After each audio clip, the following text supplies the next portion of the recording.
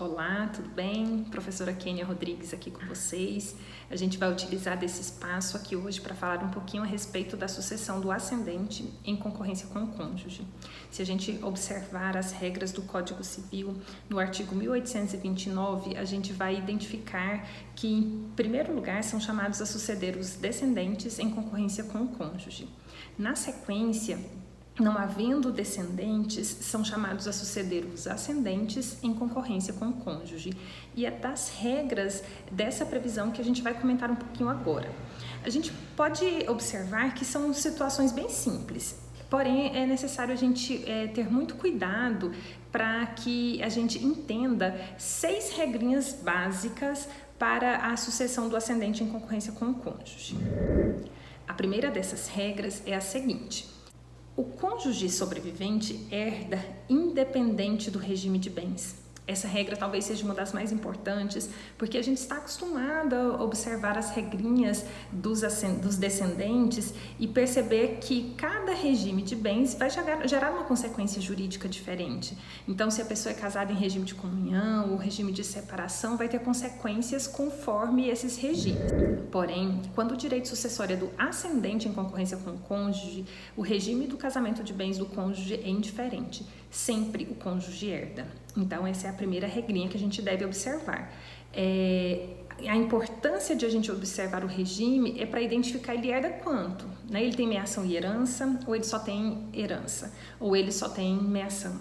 Então, identificar o regime de bens, ele vai ter uma importância para que a gente faça essa reflexão. Porque se o regime é de comunhão, ele tem direito à herança e meação. Se o regime for de separação, ele tem o direito apenas à herança, não tem comunhão de bens. Mas é possível, então, acumular esses pedidos.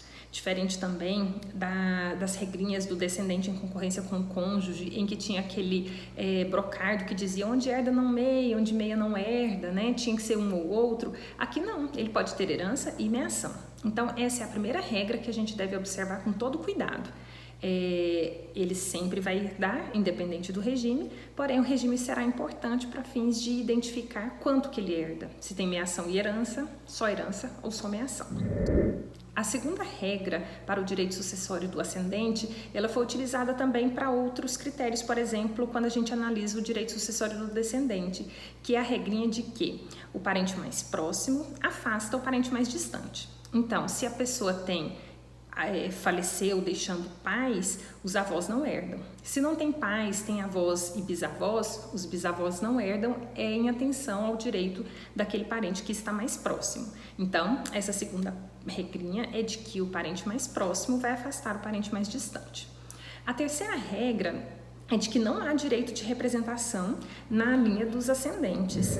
Então, em obediência a essa regra de não representação, por exemplo, um avô, ele não vem receber herança representando o pai pré-morto, né? Não se aplica essa regra para os ascendentes.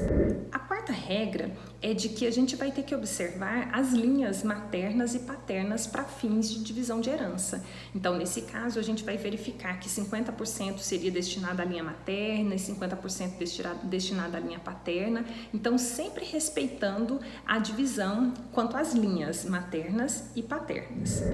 As duas últimas regras, a quinta e a sexta, elas têm o objetivo de definir quanto a pessoa herda, né? Então, a quinta regra, ela diz o seguinte: se o cônjuge estiver concorrendo à herança com o seu sogro e a sua sogra, ou seja, com os pais do falecido, com ambos, ele vai ter direito a 1/3 da herança. Então, a gente vai dividir a herança por 3, sendo que 1/3 fica com o cônjuge, 1/3 fica com o pai do falecido e 1/3 com a mãe do falecido.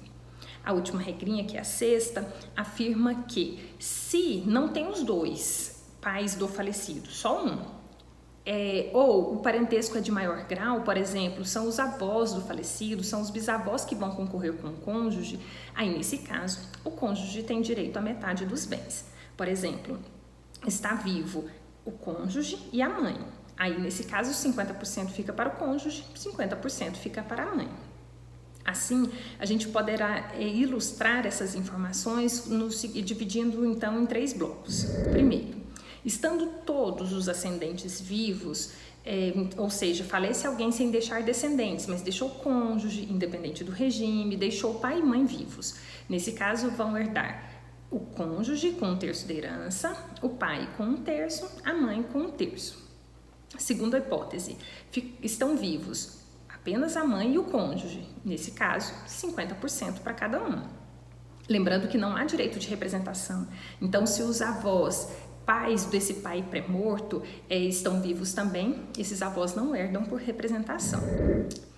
Assim, a última etapa, né, a última divisão que a gente poderia fazer é a seguinte: falece alguém, deixando vivos o cônjuge e os avós. Aqui a gente tem que observar a sucessão por linhas e para isso a gente vai fazer a seguinte reflexão: o cônjuge sobrevivente tem direito à metade. A outra metade, ou seja, os outros 50% da herança, serão divididos entre os avós, levando em consideração que 25% vai para a linha materna, 25% vai para a linha paterna.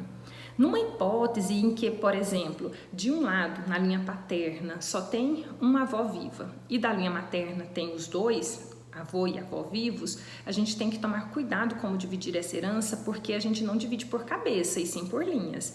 Então, no total vai ficar o seguinte: 50% para o cônjuge, os outros 50% a gente divide, 25% para a linha materna, e são 2 avós vivos, então cada um deles fica com 12,50% da herança. E 25% para a linha paterna. Como só tem um avô vivo, ele fica com esses 25% da herança. Então é isso, são essas as principais regras para o direito sucessório do ascendente em concorrência com o cônjuge. Até mais.